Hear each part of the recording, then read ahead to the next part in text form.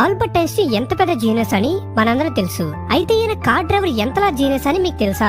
ఒకరోజు Albert Einstein ఒక physics lecture ఇవ్వడానికి ఒక కాలేజీకి వెళ్ళాడు. అప్పుడు ఆ కార్ నడిపే డ్రైవర్, మీరు ఈ లెక్చర్ ని ఆల్రెడీ 30 సార్లు కంటే ఎక్కువ ఇచ్చారు, దాన్ని విని విని నాకే మొత్తం వచ్చేసింది, అండ్ అంతేకాకుండా నేను బాగా యాక్టింగ్ కూడా చేస్తా, సో ఈ ఒక్కరోజు మనం పొజిషన్స్ ని మార్చుకుందాం, నేను మీలా వెళ్తా, మీరు డ్రైవర్ లాగా రండి అన్నాడు. ఐన్స్టీన్ కూడా దాన్ని విని ఫన్నీగా ఉందని ఓకే చెప్పాడు. ఆ కార్ డ్రైవర్ ఐన్స్టీన్ లాగా గెటప్ మార్చుకొని ఆ లెక్చర్ ఇవ్వడం స్టార్ట్ చేశాడు.